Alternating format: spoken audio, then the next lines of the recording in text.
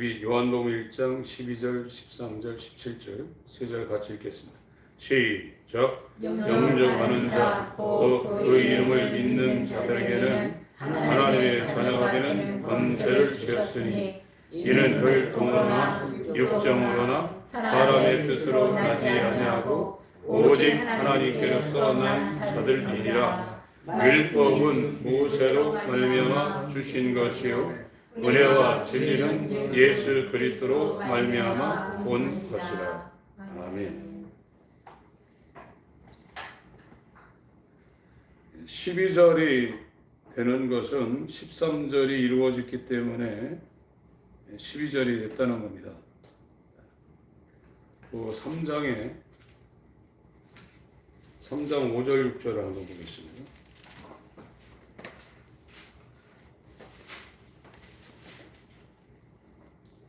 5절, 6절, 7절, 9절까지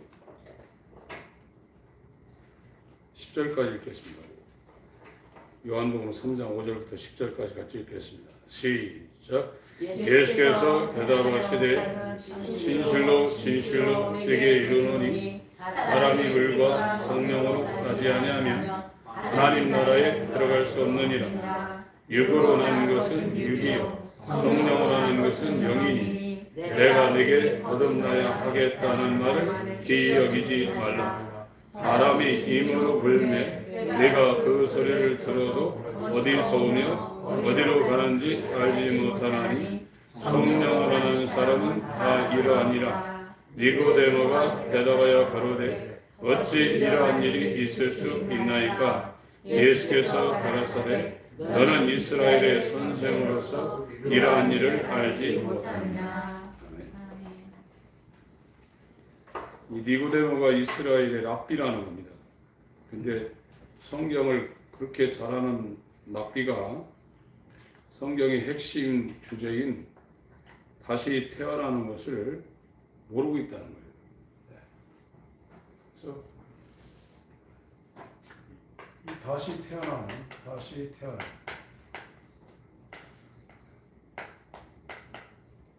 이거는 우리 영역이 아니거든요. 우리가 육체로 이 땅에 태어나는 것도 우리 자유의지, 우리의 어떤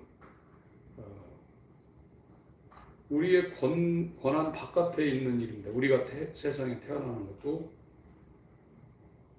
우리가 우리 아버지 어머니를 선택할 권한도 없고 낳아달라고 한 적도 없고 부모님이 그냥 낳아주신 거예요.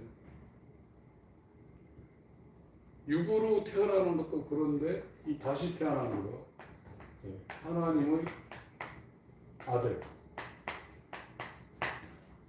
성경에서 창세기부터 이 하나님이 무에서 유를 창조한 본래 목적, 그러니까 옥수수를 키우거나 여러 가지 콩이라든지 꾀 이런 것들을 농부들이 키울 때 새싹이 중요하죠.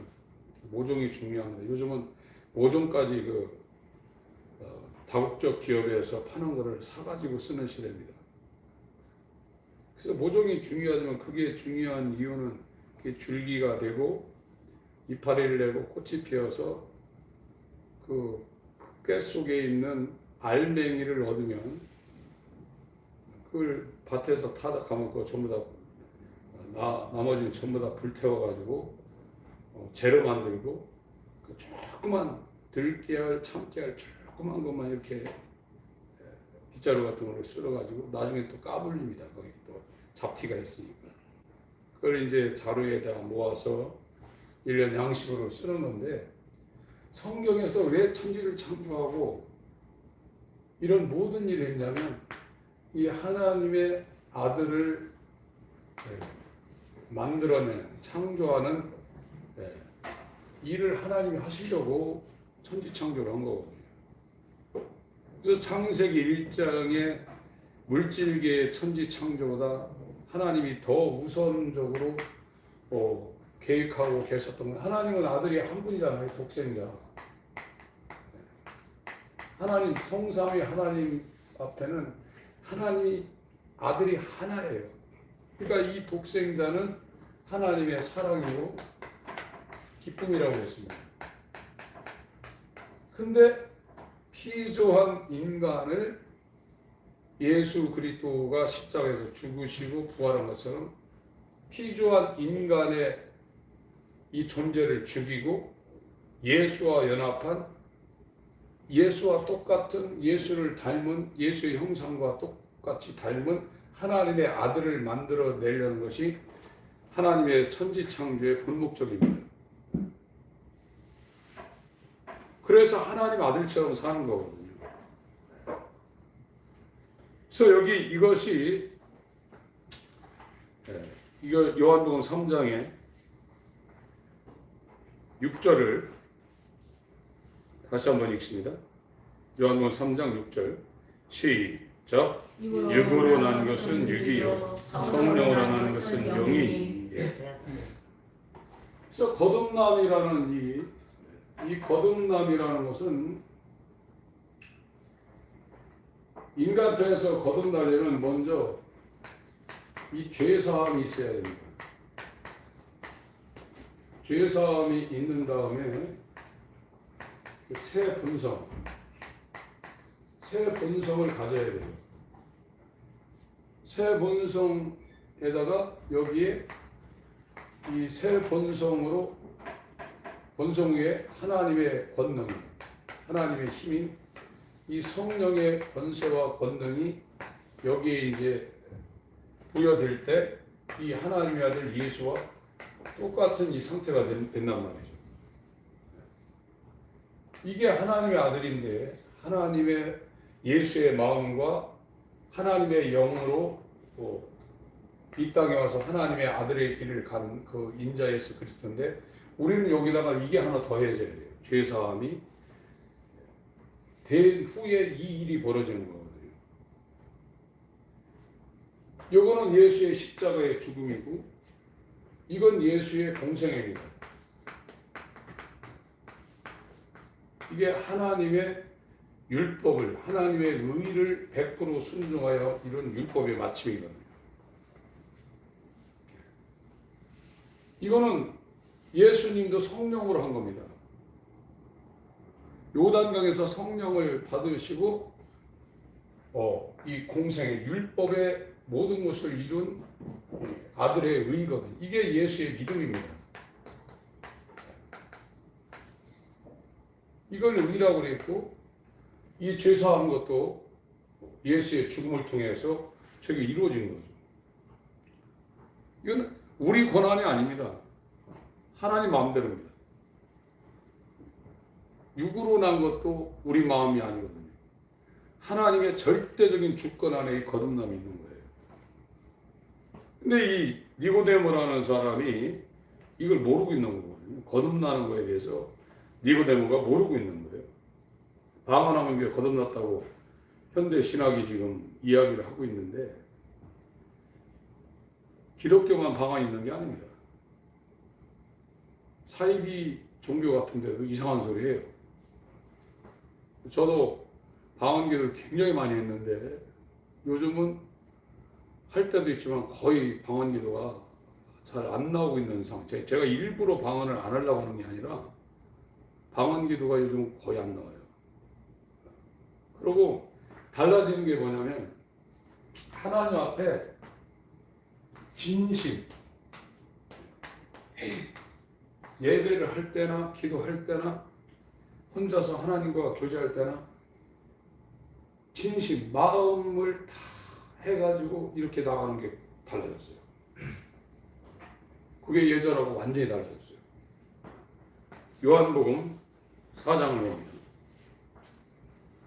요한복음 4장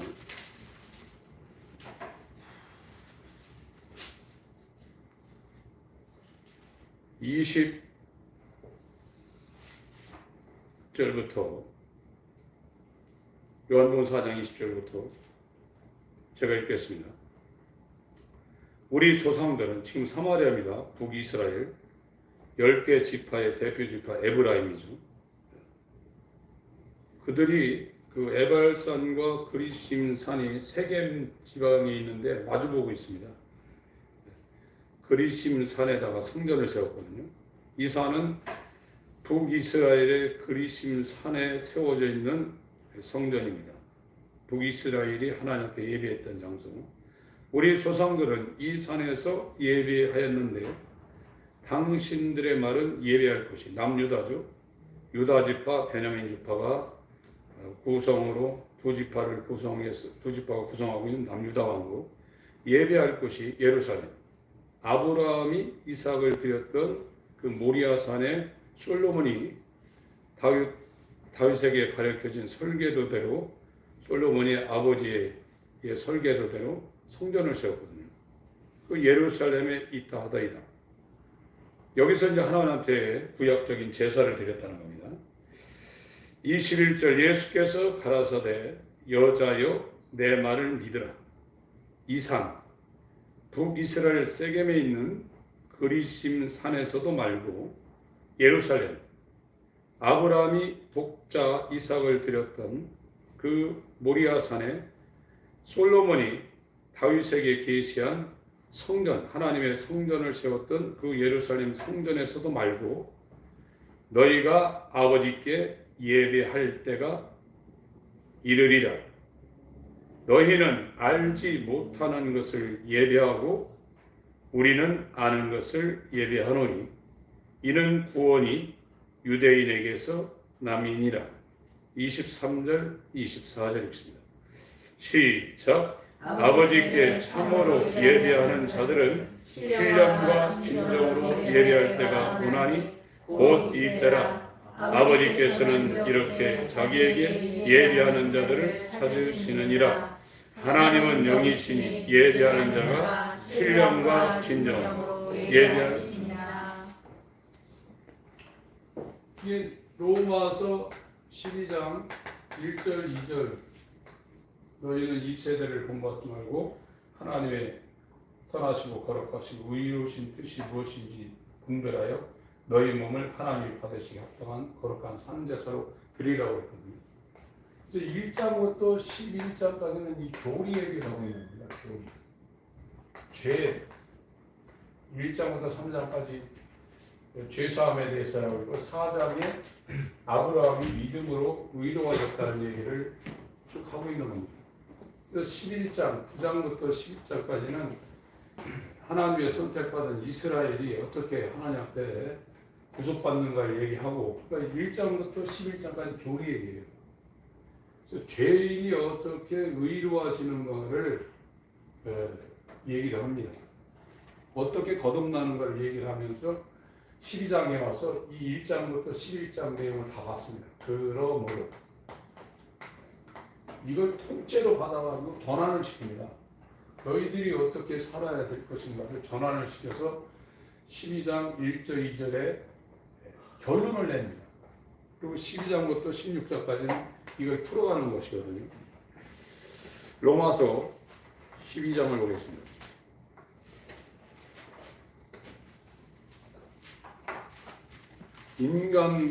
인생의 최대의 기쁨과 즐거움은 하나님의 뜻을 알고 그 뜻을 순종해서 성취할 때 신의 성품에 참여한다고 했습니다. 신의 평강, 신의 기쁨, 신의 평안에 참여한다고 했어요. 하나님 말씀을 받은 자는 신이라고 했습니다. 이것은 이 세상 그 어떤 것을 주는 것보다도 행복입니다. 로마서 12장 1절 2절 시작. 그러므로 형제들아 내가 하나님의 모든 자비하심으로 너희를 권하노니 너희 몸을 하나님이 기뻐하시는 거룩한 산제사로 드리라. 이는 너희의 드릴 영적 예배니라. 너희는 이 세대를 본받지 말고 오직 마음을 새롭게 함으로 변화를 받아 하나님의 선하시고 기뻐하시고 온전한 뜻이 무엇인지 분별하도록 하라. 새 본성을 받은 거예요. 죄사함과 동시에 들어오는 이 새 본성. 그래서 디도서 3장 5절에는 이 중생의 시심이라고 있거든요. 중생의 시심. 이 죄사함은 물과 성령으로 거듭나는 예수와의 연합이 이루어지지 않으면 이게 죄사함이 없는 겁니다. 이 중생의 씻음은 누구한테 일어나냐? 하나님의 긍휼을 쫓아 일어난다고 했어요. 긍휼. 이 긍휼이라는 단어가 우리가 그 기독교 유튜브 같은 데 보면 헤세드라는 거거든요. 헤세드. 이게 긍휼과 인자라는 인자하심, 강인자가 아니라 이름 잘 지은 것 같아요. 이게 인자하다, 긍휼이다, 이 헤세드가 있거든요. 거기 또 다른 단어가 렘이라는 게 있습니다. 렘. 이거는 여자가 아이를 태중에 잉태하는 그 자궁을 렘이라고 해요. 여기에 이 긍휼이라는 의미가 있고 동정. 이 렘이라는 단어에 긍휼이라는 개념과 이 동정이라는 개념이 있어요. 이것은 중생의 씻음은 하나님의 긍휼을 쫓아서 중생의 씻음과 여기다가 성령의 새롭게 함이라고 했습니다. 성령의 새롭게 하심. 이게 전부 다 이 죄인이 죄사함 받고 예수의 본성과 연합하는데 그 예수의 본성과 연합하게는 성령이 본능으로 예수님처럼 살 수 있도록 예수님의 공생애를처럼 살 수 있도록 하나님의 힘이 온다는 거예요. 이게 하나님이 이루시는 긍휼한 거듭남입니다. 죄사함만 받고 끝나는 게 아니에요. 요즘은 기독교가 죄사함 받으면 끝나는 줄 아는데 그거는 기초입니다. 기초예요. 왜 죄사함을 주냐? 하나님의 아들을 만들려고 죄사함을 주는 거예요. 죄사함이 없으면 하나님의 아들로 갈 수가 없거든요. 디도서 3장 5절을 보겠습니다. 그래서 율법이라는 것이 죄에 갇혔을 때는 무거운 건데 죄사함 받고 새 본성을 받고 성령의 인침을 받고 나면 율법이 자유하는 율법이 되는 겁니다. 막 억지로 지키는 게 아니라 율법이 너무 하나님 말씀이 너무 자유케 만드는 거예요. 이 하나님 말씀은 천천금보다 승하고 꿀송이보다 달다고 그랬어요. 갈라디아 3장에도 율법을 폐하려는 게 아니라 율법을 굳건하게 한다고 그랬습니다. 요즘 사람들 율법 폐지였다, 율법 폐기론을 이런 얘기를 하는 분들은 율법적이다 이런 거는 성경이 뭔지 모르는 거예요. 우리가 거듭나기 전에는 율법의 정죄를 받지만 거듭난 다음에는 율법이 생명입니다. 그 하나님 말씀을 내가 더 순종하고 그걸 지키는 게 너무 자유로운 거예요. 그래서 야고보서 1장 25절에 자유하게 하는 율법이라고 그 율법을 설명하고 있는 겁니다. 거듭난 사람은 하나님 말씀만이 아멘이에요. 그 말씀이 너무 사랑스러운 거예요. 그러니까 거듭나기 전에는 지겨운 겁니다. 이게. 디도서 3장 5절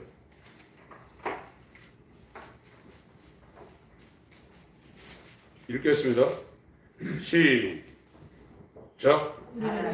구원하시되 우리의 행한 바 의로운 행위로 말미암지 아니하고 오직 그의 긍휼하심을 쫓아 중생의 씻음과 성령의 새롭게 하심으로 하셨나니. 이게 구원의 순서예요.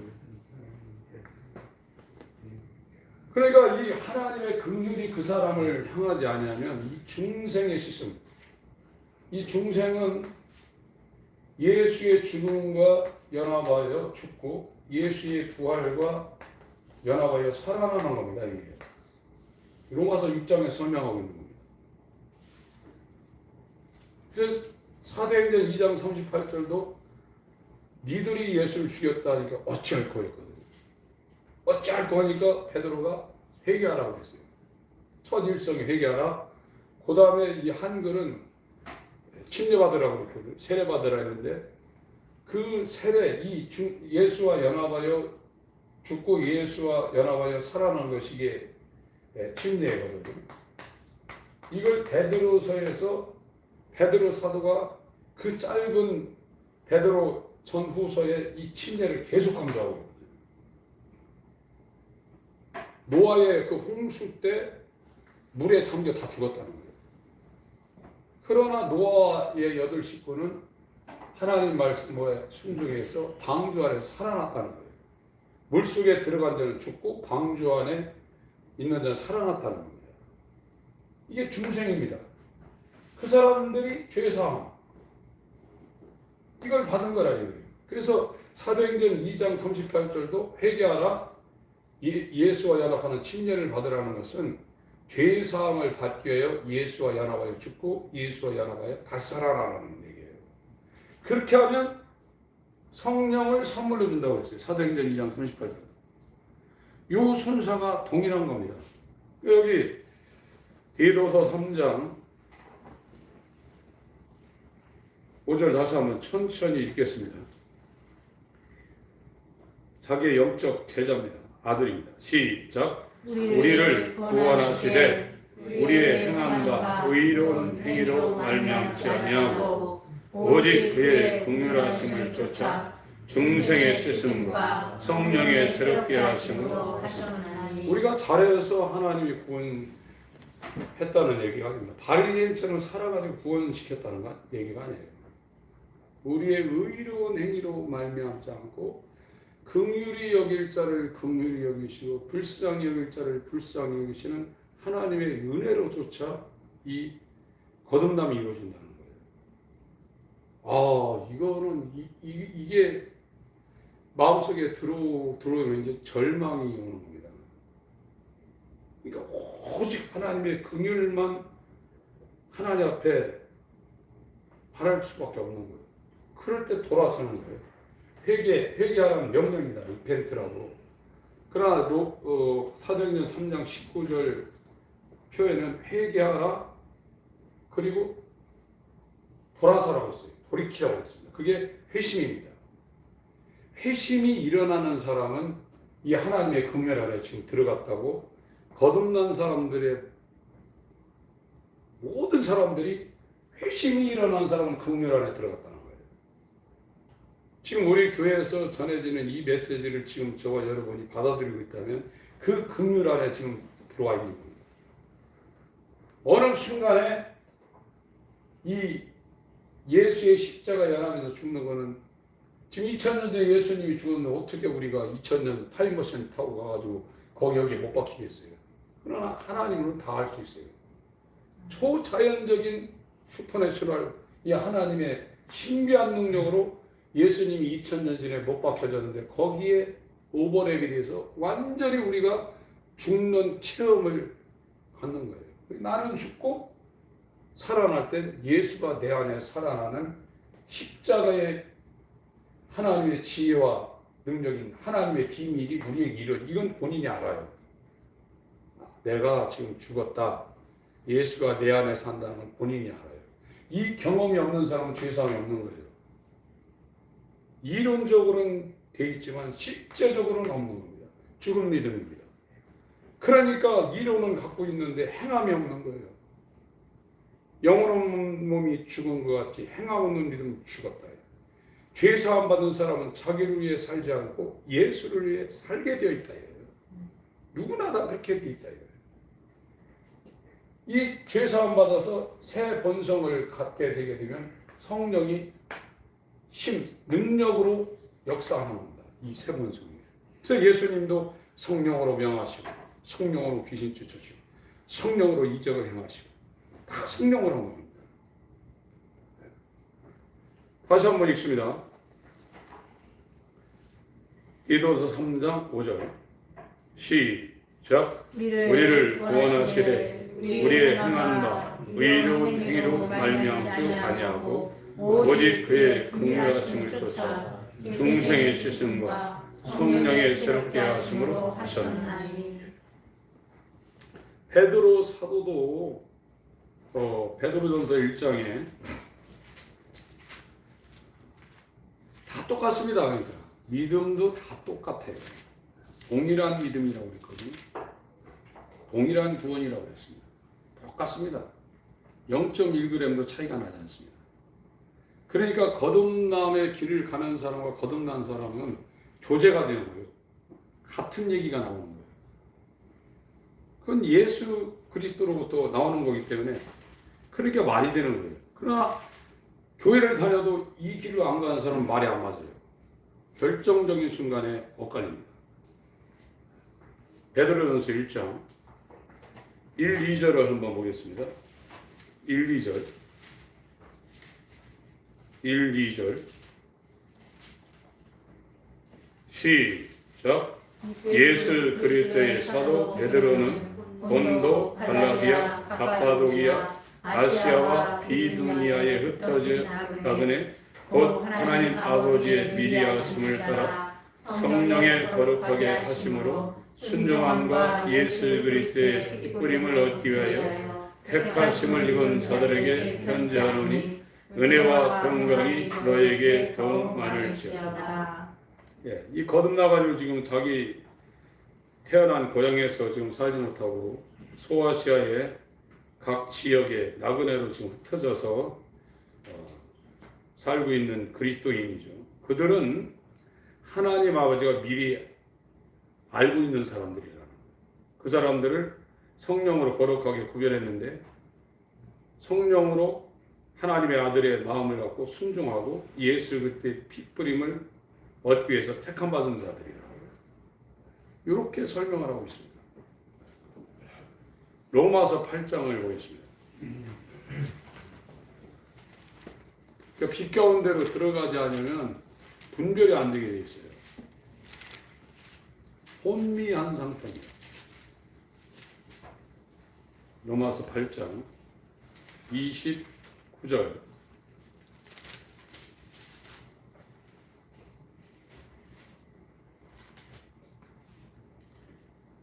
29절 30절 9절 읽습니다. 시작. 하나님이 미리 아신 자들로 또한 그 아들의 형상을 본받게 하기 위하여 미리 정하셨으니 이는 그로 많은 형제 중에서 아다들이 되게 하려 하심이니라. 또 미리 정하신 그들을 또한 부르시고 부르신 그들을 또한 의롭다 하시고 의롭다 하신 그들을 또한 영화롭게 하셨느니라. 그러니까 이 하나님의 긍휼을 받을 대상이 예정되어 있다는 거예요. 하나님이 다 알고 있다는 거예요. 예정. 지금 켈빈의 예정 논이 있는데 켈빈이 예정을 말한 게 아니라 지금 사도 바울이 말하고 있거든요. 바울이 지금 예정에 대해서 말하고 있습니다. 그래서 이 알미니안주의라는 게 있습니다. 알미니안주의. 이거는 인간의 자유의지를 인간이 선택한다는 겁니다. 인간이 구원과 유기를 선택할 수 있는 주도권을 갖고 있다는 것이 알미니안주의예요. 그래서 이게 이제 감리교 쪽에 이게 강한 거예요. 감리교 쪽에서는 예정보다 알미니안 인간의 자유의지를 강조하는 특색이 있어요. 장로교 쪽은 예정을 강조를 하죠. 그런데 거듭난 사람은 이 감리교를 제일 먼저 시작한 사람이 조지 히필드입니다. 조지 히필드. 이 사람은 이 예정에 입각한 메소디스트, 이 메소디스트가 이 감리교라는 거거든요. 그럼 웨슬레는 이 자유의지 쪽을 택한 메소디스트예요. 그래서 둘이 싸웠어요. 감리교 안에서. 나중에 이제 원수까지 됐는데 이것이 성경적입니다. 전적 예정된 메소디스트 이게. 그럼 우리 인간들이 이게 막 덤비죠. 9절 보세요. 9장 보세요. 그러니까 로마서 8장 29절은 하나님이 미리 알고 있다는 거예요. 미리 아신 자들로 그들을 하나님의 아들의 형상을 본받게 하기 위해 미리 정했다는 겁니다. 이는 그로 많은 형제 중에서 예수 그리스도가 맏아들 장자가 되게 하려 하심이냐. 이게 프로토토코스입니다. 맏아들이라는 표현이 5번 나오고 독생자 모노게네스라는 말이 5번 나옵니다. 이 신약 성경에. 그래서 예수님이 죽을 땐 모노게네스로 죽으셨지만 부활하실 때는 모노게네스로 부활하신 게 아니라 프로토토코스 맏아들로 부활했다는 거예요. 이거는 장자가 되어서 차자, 삼자 이렇게 예수 그리스도 부활 생명과 연합한 하나님의 아들을 만들어내기 위한 하나님의 지혜와 능력이라는 겁니다. 30절 또 미리 정하신 그들을 또한 부르시고 부르신 그들을 또한 의롭다 하시고 부르는 게 청함이고 의롭다 한 게 택함입니다. 이 칭의입니다. 의롭다고 택해 준 거예요. 의롭다 하신 그들을 또한 예수와 똑같은 상태로 성화시키고 예수와 똑같은 영화로운 몸을 가진 영화 상태로 완벽하게 하나님의 아들로 거듭나게 하신다는 거예요. 이게 30절이에요. 9장을 보세요. 9장. 먼저 14절부터 18절까지 한번 같이 읽겠습니다. 14절부터 18절까지 시작. 그런즉 우리가 무슨 말하리요? 하나님께 불의가 있느냐? 없는 이라. 모세에게 이르시되 내가 긍휼히 여길 자를 긍휼히 여기시고 불쌍히 여길 자를 불쌍히 여기리라 하셨으니 그런즉 원하는 대로 말미암음도 아니요 바람박지를 하는 대로 말미암음도 아니요 오직 긍휼히 여기시는 하나님으로 말미암음이니라. 성경이 바로에게 이르시되 내가 이 일을 위하여 너를 세웠으니 곧 너로 말미암아 내 능력을 보이고 내 이름이 온 땅에 전파되게 하려 함이로라 하셨으니 그런즉 하나님께서 하고자 하시는 자를 긍휼히 여기시고 하고자 하시는 자를 강팍하게 여기십니다.